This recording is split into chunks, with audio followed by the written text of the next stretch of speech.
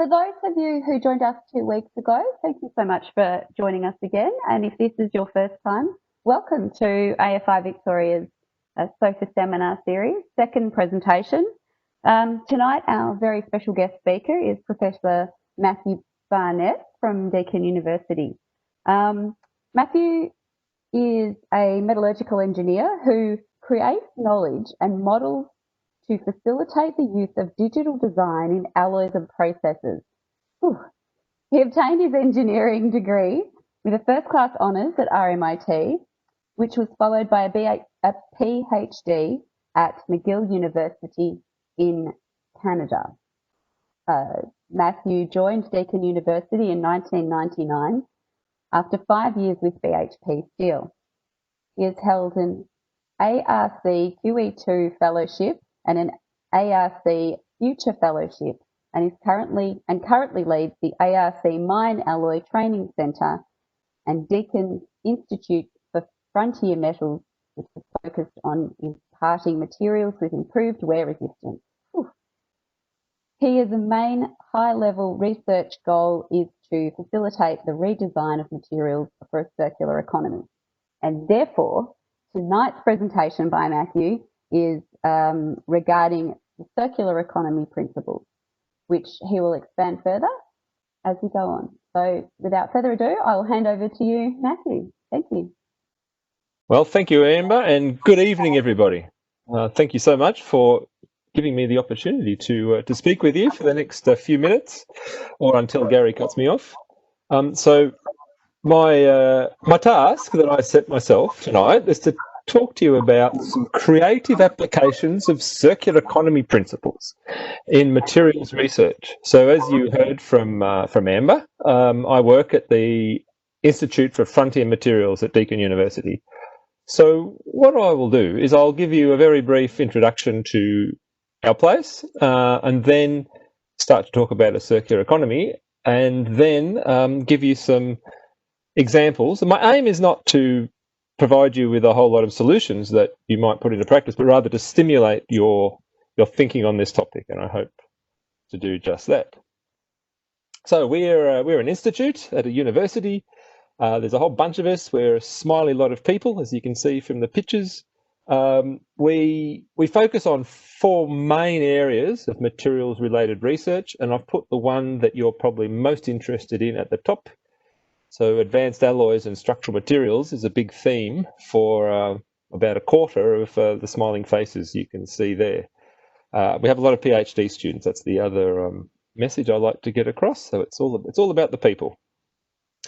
So what do we do? Well, we're trying to cultivate a material innovation ecosystem that explicitly considers social responsibility. The way we do this is shown below, which captures basic elements of materials research. So we've split it up into 3 areas. So we do a lot of exploration, which I'd expect that you would expect us to do. So a lot of characterizing, electron microscopes, experimentation, lots of equipment for measuring, testing, and then of course there's mathematical modeling to try and tie it all together. But then at the Institute, we're always keen to see realization of what we work on, and we work closely with industry, and you can see some snapshots there. That top image, I'll just give you a little zoom in, because that's a really cool. Sorry, I've got a little bit of problem here. So the top image there, you can see the windowsill is actually corrugated colour bond folded around a 90-degree angle. And I defy you to work out how we do that, but it's a very clever approach, and it's a startup company. So I guess the main aim for this little part of the slide here is to show you that we are very interested in engaging with dynamic people who are interested in implementing our work. Now, the third stream, and this is as we begin to try to embed social responsibility into our research, is we are starting to consider circulation, and hence tonight's topic of a circular economy. So circulation of materials.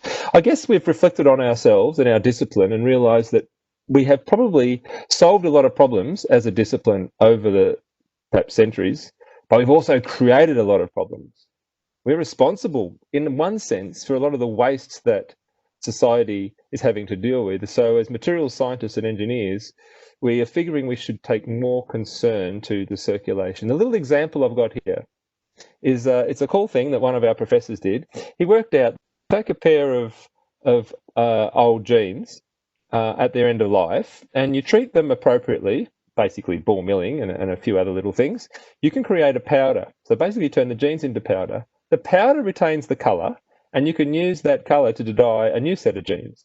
And so you can actually wear your old jeans on top of your new jeans, and you can take at least the circulation of the dyes. And dyes are very, very harmful to create to the environment. So to circulate them around is quite beneficial. Now, I know none of you are in the gene making business, but I just put it as an example for how we're beginning to consider the circular economy in material science and engineering. So, circular economy, what is it? Well, it's a sort of becoming a bit of a catchphrase, and there's a lot of diagrams that you can find on it. And here's one of my favourite. Quite straightforward, really. Linear economy, okay, a bit of recycling, and then the ultimate is where it's all circulating around, which is an ideal which, of course, we won't attain, but it's quite beneficial to try to head towards it, at least for the environment. So let's just try and drill down a little more with some more diagrams for you. But first, just a very simple phrase by Ken Webster, who's written quite a lot about this. It basically says the circular economy aims to keep products, components, materials at their highest utility and value at all times.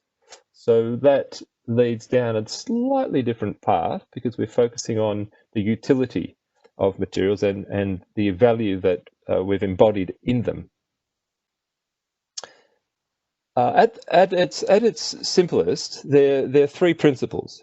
So here shown, regenerate natural systems. So if you're dealing with natural systems, then you seek to ensure that they're regenerated. But more for ourselves, there's the other two items here. So one is design out waste and pollution, and the other is to keep products and materials in use. Probably not very surprising to you. So I looked for you, and I've managed to find that I think it's the Equivalent Institute in Italy had actually come up with a special circular diagram. I told you people love the diagrams of the circular economy for foundries. And so here it is here. Now, I'm sorry, I actually can't really understand this one. There's lots of things going on. It's clearly capturing the essence, though, of what it's about, reducing the amount of things that we use, reusing them as much as possible, and recycling.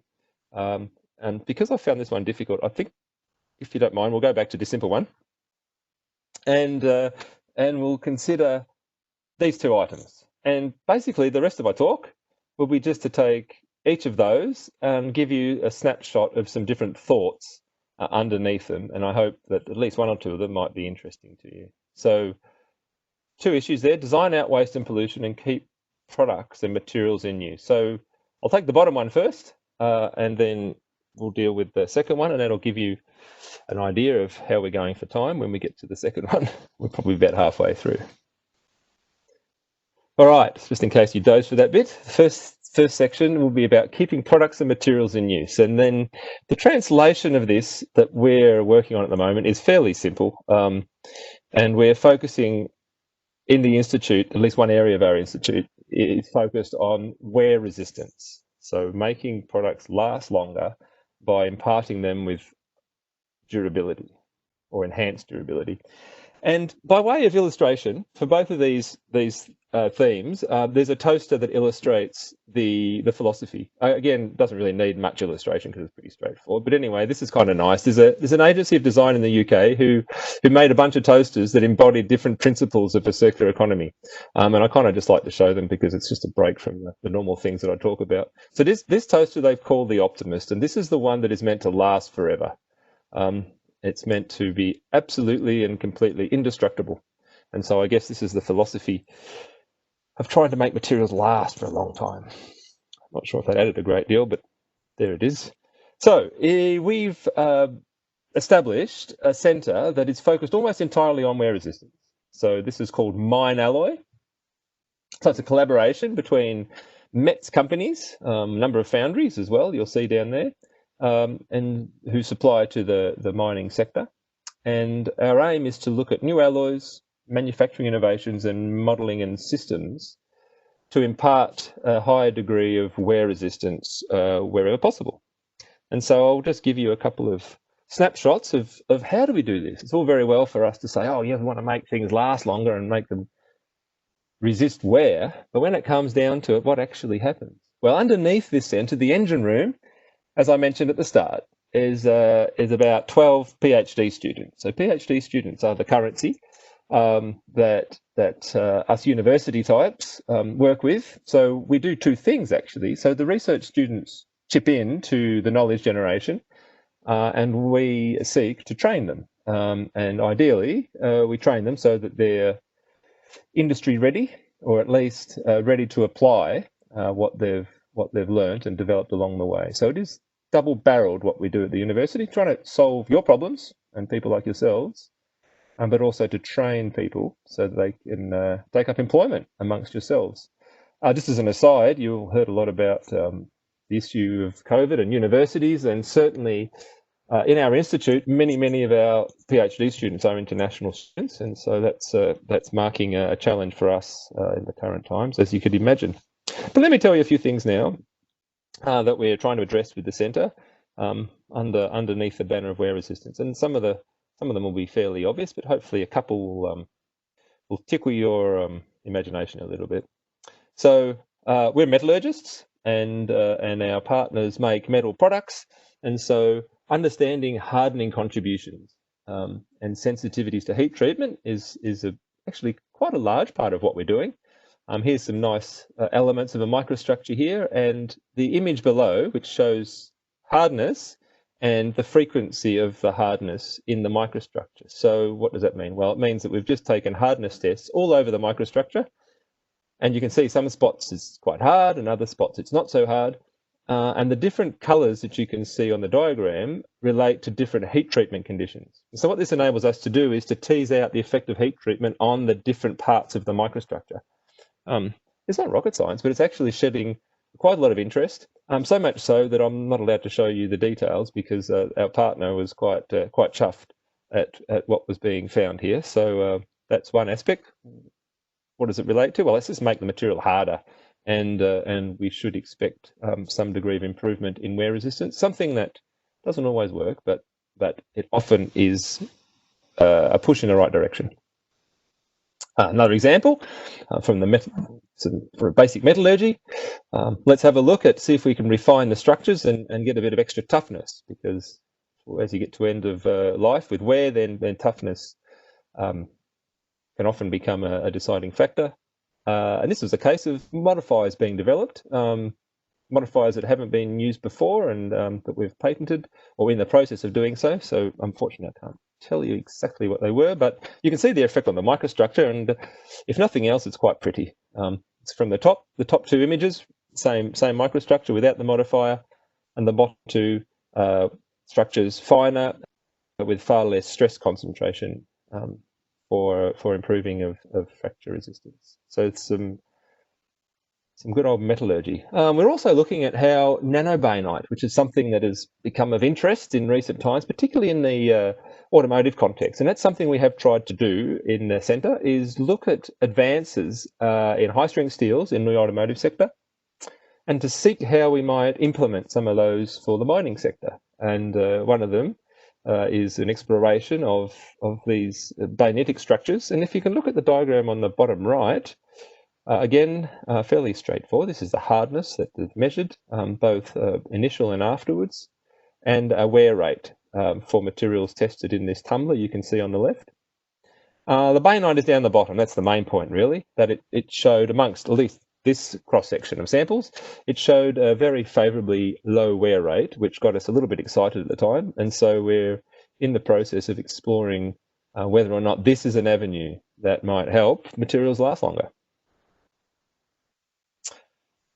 But, of course, whenever you do wear tests, there's the perennial question: how does the test relate to the reality? And there's a lot been written about this, and a lot of scratching of heads over the years, and a massive proliferation of wear tests. There's almost as many wear tests as there are wear situations out in the real world, and so the challenge is how to relate the two. And so because we're at the university and we're meant to be thinking, so we're trying to think about ways in which to relate these cleverly. And probably the obvious thing to do is to try to get some maths to help you bridge the link between the two. So trying to model process. So that's modeling wear in the laboratory and modeling it in a mine situation or in a real situation. And if you're able to get models that are all right in both cases, that can help with that communication flow of knowledge between one and the other. That's the basic philosophy. Like I said, it's not particularly rocket science, but it's challenging, very challenging. And we've had some interesting findings already, actually. We looked at modeling particle flows in a chute, and we impinged the particle flows on a plate with different amounts of a hard phase reinforcing in the plate. Not at a microstructure level, but sort of at a more coarse level by adding inserts, just virtually. And the interesting thing was that it showed what probably a lot of you already know, but was quite acute for us, and particularly we were able to quantify it, that the structure of the plate interfered with the flow of the material. So that's what we meant to see in the image. In the middle one there, where 25% of hard phase, you can see quite a lot of blue along the face of the wear plate. That blue means that in that region, the particles are slowing down. And basically what happens is the way the structure wears with the hard particles, it creates kind of its own little rock box effect. And so this is part of the reason why stuff in the lab in wear is difficult to apply directly to the reality, because of effects like this, where the way the material wears interacts with the way the process works. So we're quite pleased to find that in the virtual world, and that's informing how we'll develop materials. We can develop it through a digital framework such as this. And what else are we doing? Well, we're looking at the basic elementary process. Like I said, we are academics. We want to be doing applied research, but we want to understand what's going on. And so in a lot of the applications in mining, there's deep gouging. Not all, but quite a few. And we figure, well, we've got to understand the basic process, the basic scratch. So what you're looking at there is an image created from laser confocal microscopy, where we've got the profile of a gouge that we were able to quantify. You can see the blue trace there that shows an average profile of the groove, and from that we can extract a bunch of numbers, which I won't trouble you with, but which can tell us quite a bit about what's going on. We've also got some work at simulating this, and that's the image there, just a fairly gratuitous image. It's still work in progress. But nevertheless, some of the elemental features of the high strains, that's the challenge with simulating a scratch. There's very, very high strains involved, and your standard finite element modeling tends to fall over. So there's different approaches here. This is a material point method that we're employing. So what am I saying here? Okay, the challenge: make things last longer, impart wear resistance, try and understand what the basic elemental process is, and what's happening with it. And so just to push that a bit further, we like to take advantage of additive manufacturing, not to create new products, but to create samples for us to learn from. And so we have a blown powder technique, which we can spray down prototype samples very quickly. And so here's just some model alloys. So model just means it's a composition that we varied to create sort of an academic effect for us to fine-tune what we do. And so this is a case of where we just mixed cobalt and nickel at various fractions. We did it very quickly, popped it down on little blocks, and then subjected those blocks to hammer peening. And the idea of the hammer peening is that it creates a smooth surface that mimics a worn surface. So one of the challenges with characterizing wear and dealing with where the surfaces get very rough, and complicated. So we've kind of cheated here. We've kind of done wear in an artificial manner by hammer peening, if that makes sense. But then we have a surface which we can then scratch and quantify. And we found an interesting thing, and I'll quickly show you that because I should show at least some data. So what's this? I'll quickly just show you this because it's not too abstract. So what have we plotted here? We've plotted the hardness on the x-axis for these samples, and then the wear volume that we've measured in the scratch. So to scratch removes some material, and you can simply calculate the volume. And you can see here that there's material that's been scratched in the as deposited state, material that's been scratched in the hammer peened state, and you can see that the two sets of data do not follow a single curve. And that goes back to that original point. Hardness is a good guide for wear resistance, but it's not unique. In this case, you can see, well, you haven't exactly got an overlap, but you could imagine that a hardness halfway between 2,000 and 3,000, call that 2,500, shall we, would, for an as deposited type microstructure, give you a fairly low rate, but the hammer peen at the same hardness would be higher. So that was a bit puzzling to us, though we knew that it wasn't a one-to-one correlation. But what one can do fairly easily is inspection of the curves of the elemental scratches. You can establish a scratch hardness. In other words, you can use the geometry of the scratch to work out what is the effective hardness that the material is displaying during the scratch event.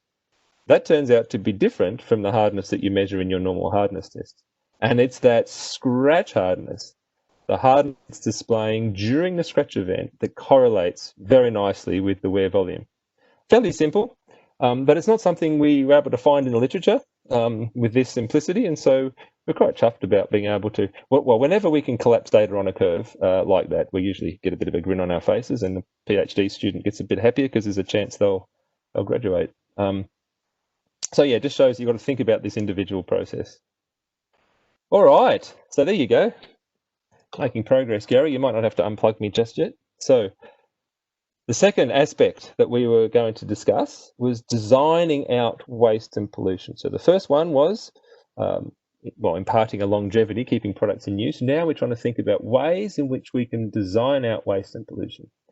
A number of different ways, and I've got a couple of toaster analogies for you that I'll go through because it kind of leads us in different directions. And then we'll come back to something hopefully is a bit more interesting to you. All right, the toaster. Here's the toaster. Same mob. This time they've got a toaster which, if it plays up, it's modularized. Funnily enough, it only happened to us this week. Half of our four, we've got a big family, half of our four whole toaster broke. So now we're trying to toast for the whole family with 2 slots. If I'd only have one of these, what I'd be able to do, well, by the way, I don't actually think these are that real. It's more like a toaster they built for illustrating circular economy. I'm not sure if they actually went into business with it. But the idea is, nevertheless, it's similar to photocopiers, right? So take a module and then you can post it back and you can get it repaired. The modules are made in such a way to facilitate repair. What's the idea of this? The idea is that you're designing a product that's easy to repair, and that's not something necessarily new, but we're material scientists, and the philosophy is encouraging us to think about a material and alloys. What can we do when we design them at the start that might help at the end of the life to facilitate reuse? Are they easy to repair? Are they hard to repair? Do they accept a repair process easily, or they don't? You can see where where it leads. There's actually another toaster here, which kind of acknowledges that it's going to end up in a recycled stream somewhere. And this I thought was rather cool. So what they've done with this little toaster is that they created it so that all the joins internally are these little kind of a pressure join, and so all you need to do is reduce the pressure, put it in a little vessel and reduce the pressure slightly, and they all pop open, and the toaster basically falls apart at your feet in all its separate components. And I thought that was kind of cute. Whether it's useful or not is another matter, but the idea is still there, right? It's about stretching our minds when we're trying to come up with a product, or particularly ourselves, with a material or an alloy. What's going to happen to it at its end of life? Now, the other side of it, of course, is that there's a lot of alloys already out there at the end of their lives, which we can't do much about. We can't redesign them now because they're already there. And the reality is that with all the specs of materials, the redesign of materials is going to take I don't know, maybe centuries. There's a lot of work in design of how we can design other materials that can take advantage of, or processes, other materials or processes that can take advantage of end-of-life products. So now you're in a space that sort of makes sense to us.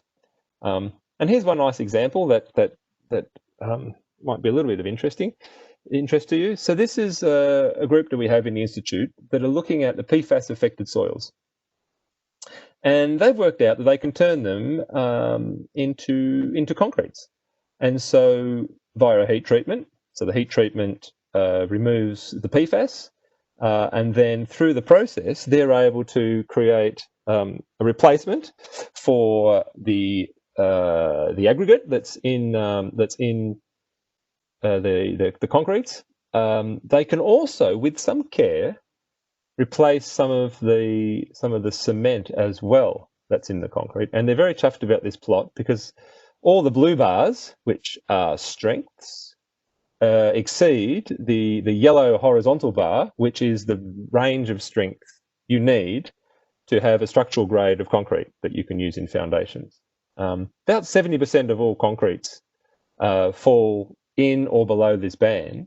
And so these guys have very high hopes that the soils that you dig up with the PFAS infestation, so to speak, can be cooked and turned into something quite useful. And I'm sure you're aware that there's foundry sands that have been explored extensively for use in mortars and in concretes. And that research, I had a bit of a peek of it early today, that research is continuing on strong.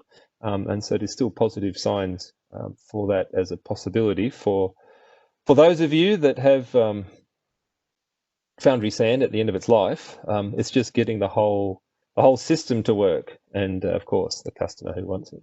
So that's one example of research that's okay. So this is not redesigning a material. This is saying, well, there's an existing waste product. What can I design as a material to help benefit from it? Another one, I had a look at a report for you that's just come out early this year, a few months ago, on circular aluminium action plan in Europe. So it's hot off the press. The cool thing about this is that it points to this sector, the foundries, as being really quite useful for the circular economy, and they call it the cast sink, of course, being able to reuse a lot of the alloys in castings. But they're saying we have to move beyond that. And they pointed to the need for improved separation processes and technologies and new recycle-friendly alloys. So we've been having a bit of a think about this, and it's just something I'd like to just play with for a second. Just imagine if we could have an alloy that doubled as bubble and squeak. So, you know, bubble and squeak is when you've got all the leftover food and you put it together and it tastes great in the morning. So we desire a base recipe that tastes great and is consistent in flavour, irrespective of variation in ingredients. So we've wondered whether there could be an alloy or a series of alloys that actually could accept a variable input yet still provide a consistency of output. So you can see, well, you can clearly see we're in academia, but this is something that has taken our fancy a little bit. And one thing we've noticed is that a whole series of new alloys that have hit research around the world called high entropy alloys. So these are alloys that don't have a clear single base. So they're mixtures of many elements. But the interesting thing about all these, not all, but a lot of these alloys that we noticed, that these coloured pictures look similar. In other words, the structures were similar. And these are called high entropy alloys. So the entropy is high, but the structures are similar. And in many cases, the properties are similar as well, which makes us wonder whether there could be a bubble and squeak out there in this space. And so we're exploring that. We're using artificial intelligence to define the space. This is some data that we've done virtually, put together virtually. So this is a volume here in compositional space. On the axes, there's nickel, there's chromium, and there's iron. So this is just an example to show that there's a volume of compositions that fall in a region where the properties are reasonably similar. So despite large changes in composition, the properties are reasonably similar, not perfectly, but reasonably similar, which then gives us hope. And so this is a research direction we're pursuing. Interesting thing about some of these compositionally complex alloys is that they show very high toughnesses. And so that made us think about our wear problem again. And so we're exploring how perhaps we could make tough hard facing from some of these compositionally complex alloys, and use the high entropy alloy as a matrix for a hard facing, and then eventually to do that from mixed streams of end of life materials. So just a sort of a stretch target. Could we make a kind of a bubble and squeak hard facing? Now I'm mixing my metaphors probably a bit much, but it's all right. I'm coming near to the end of the talk. What about new processes? Are there new processes that can help capture the scrap that we're generating in the economy and at the moment exporting so much of? Well, there's a process called friction stir additive deposition that we're starting to work with a partner in the US. And so this is a fairly, it's kind of a crude additive manufacturing process, but it has a number of very, very interesting advantages. So it's fast, it's big, it's near net shape, and it doesn't involve melting. And so this lends itself to recycling, actually. So just to quickly tell you what it is, I've only got 1 or 2 slides, Gary. I can see you looking at me through the system. On the left there, you can see what happens. So a bar comes in, so it's the red vertical feedstock. There's a bar that is pushed down onto a material. It's pushed through a rotating tool and then extruded out in a gap between the tool and the base plate. And as it does, it deposits, and you can build up layers. And you can see that in the middle. This is for aluminium. You can see that there's a slight loss of prettiness at the edges. So this is not for fine detail, but it's near net shape. Just to give you a scale, I probably should have put a scale bar on there. The width of that rotating tool is about 35 millimeters. And you can get slightly larger ones as well. But the beauty of this is you can set up the process to make that large ring you can see on the right, which was a prototype in the US for the shipping industry, I believe. Now, our interest, of course, is how can that be used to help us with recycling or reuse? And it turns out that titanium 6-4 seems to work quite well in the process with preliminary work that was done by our colleagues in the US. So they've taken Ti6-4 scrap, they've compacted it, then cut it into bars, and then deposited it. The glow there looks like it might be melting, but that's, I'm told, it's the digital camera that was used that can pick up a little bit of the infrared radiation. But nevertheless, an integral deposit was made with properties that are still being investigated, but to date they look quite reasonable. We have embarked upon a process ourselves using aluminium swarf, a 6000 series alloys, where we compact the swarf and make an extrusion from it. The extrusion wouldn't be of any use normally because of the properties, but it's sufficient to be fed into this process to make a more integral product. Still working on it, but this is sort of one of the ideas that we've been pursuing. And I think I'm very close to the end. So the conclusion: making manufacturing more circular will require technological, that's what we've been focused on, but of course there's structural and behavioural change that needs to accompany it as well. So that's me, I'm done.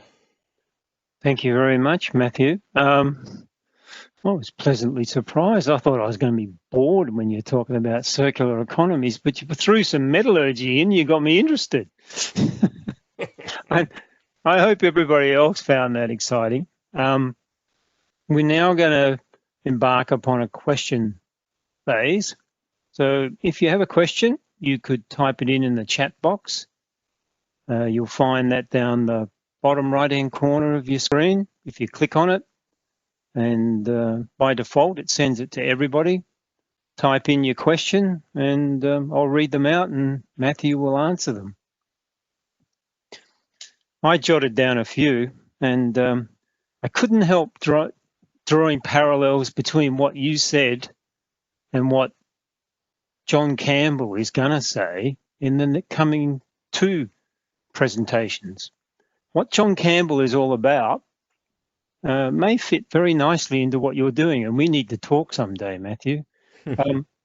Basically, what John Campbell is saying is that the fundamental defect in all metals is a oxide biofilm that prevents them from achieving their full potential of strength and durability. And some of the things that you're doing, I thought, how do you handle the oxide? Like your last one, your friction stir additive manufacturing. You're taking all this scrap, for want of a better term, extruding it into bars or wires, and every one of those bits of swarf or whatever carries with it an oxide, and you've got no way of getting rid of it. Whereas foundries have ways to get rid of it because they treat little liquid metals. What you can do is you can break them up into little pieces, nano pieces, which is better than big pieces. But interesting application, and certainly one way to recycle or reuse or repurpose something. Have you thought about that? The sort of some of these processes, how do you handle the oxides or impurities, or do you use them to your advantage? Still very early days, Gary. We just embarked upon that partnership. We have a preliminary work is that we've looked at intermetallics, so at a coarser scale than what you're talking about, and as you'd expect, going through that rather tortuous process, the intermetallics are dispersed and broken up, so more evenly distributed and of a smaller, more uniform size. And from a microstructural perspective, far more desirable, but we're still in the process of putting that to the test. But you're right, we will eventually have to deal with the issues of oxides and so on.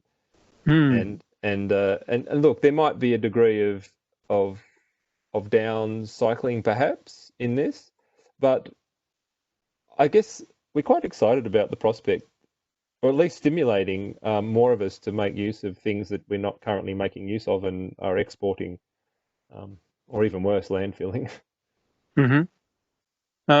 Some questions have come in, Matthew, from Madmos. He's saying, are all oxides bad? I believe some are necessary. Maybe I'll just qualify what I said about Professor Campbell. He talks about bifilms. So a bifilm is two oxides, basically one and another, and they're joined dry side to dry side. They're the bad ones because that's just a crack waiting to open up. So yeah, not all oxides. Some oxides are hard and you can put them in and have metal matrix composites and so on. But do you want to add something to that, Matthew? No, you did a pretty good job, Gary. Okay. Chris Grant, were there substantial savings in disposal costs for the DFAS soil being heat treated and used in concrete? Has there been an update from contaminated sites thus far? Yeah, very good. It's still very early days. So there was a big push. It was about 2 years ago, I think, that the government had a round of funding specially only for looking at PFAS remediation. So I know, and for you guys, 2 years is an awfully long time, and you should have solved all the problems by then. But for us types, 2 years is still, well, at least for the nature of this project, it was such that it's still just coming to fruition. It's enough that the researcher on the phone to me today was ripping his hair out about all that. You heard of the recent finding of PFAS in the tunnel in Melbourne, and that's all going to, and he's found out which landfill sites it's all going to go to, and he's kind of ripping his hair about that because he knows the PFAS will still leave the soil and cause problems. So yeah, sorry. The bottom line is it's still early. Like most of the stuff I showed you, it's kind of ideas that we're playing with at the moment. So I know you wanted products to sort of sell, but yeah. Oh, maybe we've got another question similar to that from our friends in Queensland, where they won't let us come across the border. They're saying, do you mind summarising more on the sand recycling process? Is it something your group would consider following through? Yeah, so I can't summarise much more because we're not working on it exactly at the moment. So the PFAS is largely it's kind of a soil that's contaminated and then heat treated through a couple of stage process. So yes, I think the team, it's a team in Burwood that works in our institute, would be considered following through with the sand. The challenges with this, and this is the perennial challenge that universities and industry have. Sometimes there's solutions that are already out there, and it's just a matter of facilitating your access to them and the logistics for that. And other times there's new systems that need to be developed. And so obviously the universities thrive when it's the new system to be developed, though we don't mind helping in helping you access existing technology. And some of that is a matter of, well, is Blue Circle Cement wanting to accept it, for instance, and it's more of a logistical problem sometimes. So yeah, very happy to talk. That's the bottom line. I think people have exhausted their questions for the moment, but they might come through. I wrote some notes down. I was interested in your scratch test, and like you run a scratch across, it digs a groove, but it also pushes material up the side. And you had a plot of volume of material removed. Mm-hmm. How do you take into account the bits at the side? You're not going to believe this, Gary. It's subtraction. Oh no!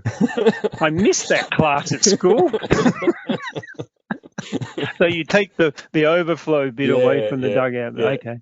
Yeah, that's it. Sorry to be so trivial. All right.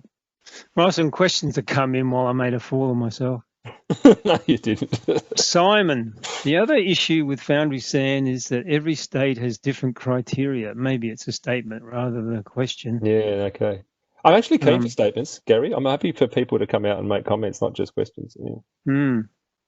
And Ed might come back. What's the typical casting process of HEAs? Yeah, I think a lot of times you can sort of treat it like a stainless steel. So whatever would go for a stainless.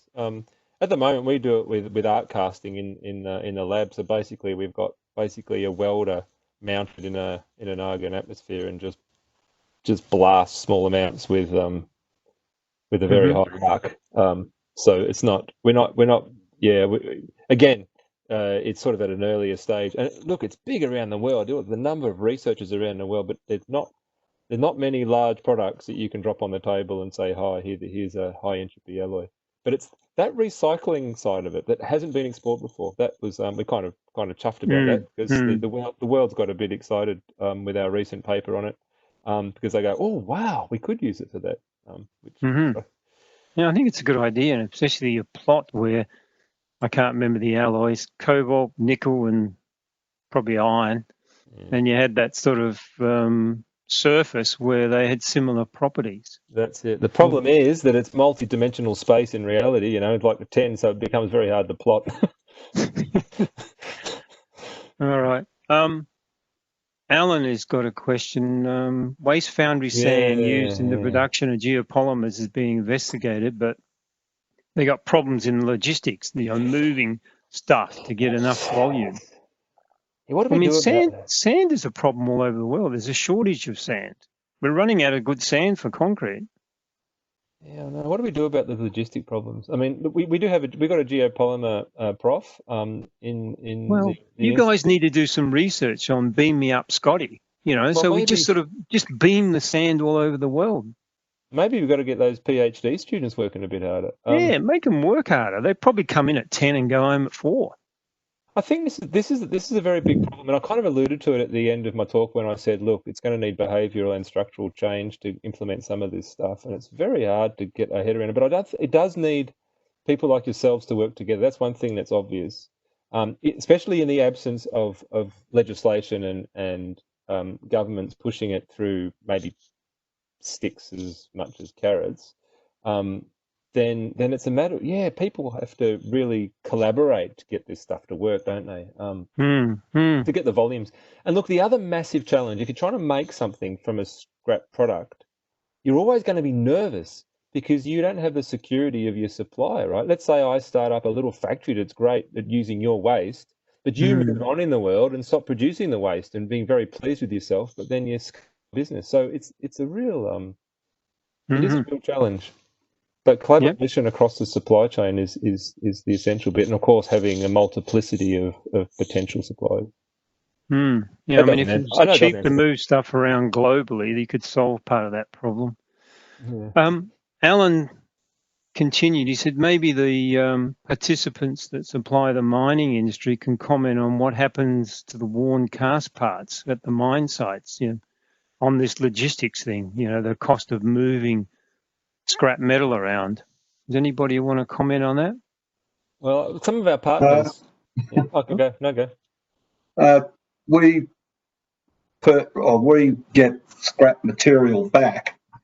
Basically, we just pay for the transport so that it gets off the sites, and people are happy with that.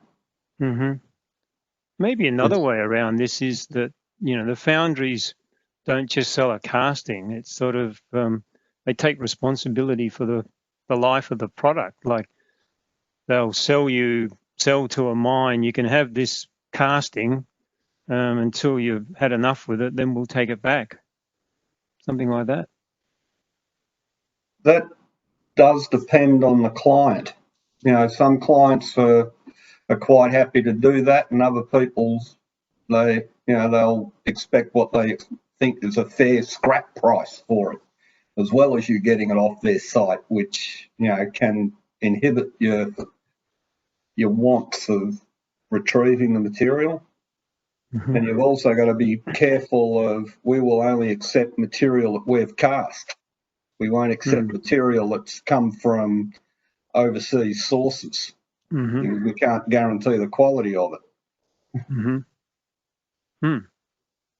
That gets back to Matthew's point of, can you make products out of, like what do you call it, bubble and squeak? Yeah, it's a bit lame, but that was. But other sectors are doing this, and I guess it's just each situation is difficult. I mean, and you could, so for a mining, I think it might head there eventually. I mean, you say, look, you pay for hours of use rather than castings, and we enter a nice little cozy relationship. It could never work. It's kind of a nice way also to elbow out competition, develop a relationship where you're paying for the hours of use and you get clean scrap back. But I understand the logistics is really challenging. Now, Queensland Friends have made a comment around that Bradken often organises this. I guess it's the returning of the product, and that keeps a good relationship, or keeps a relationship with them, and allows us to melt down a known chemistry, a bit like what Murray was saying, lessening our costs. Yeah, beautiful. So it is happening. Just on another thing, going back to the wear characteristics you were showing in the chute diagram, it seemed to appear that one of the characteristics you try to get is a slowing down of the material on the wear face itself. So is it also design of the face itself as well as the material would have could have a combined and create a more significant saving? Yep, absolutely.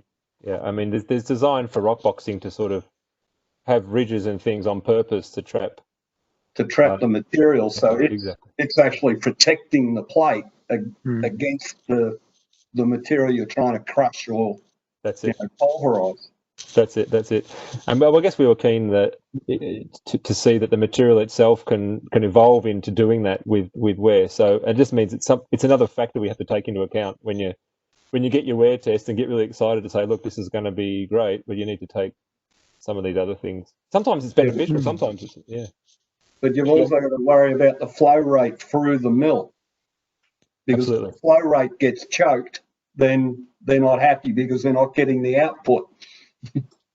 Yeah, no, I guess this is just a boundary layer, and that's an interesting concept, Matthew, where you wear into the profile that you want. You have your rock sticking up, and like a golf ball effect, where you create a boundary layer that's zero velocity, but not thick. It's like a boundary layer. That's it. And it's just a bit of inventory that's stuck in the chute, but it's not, the flow still, as long as you don't choke the whole thing.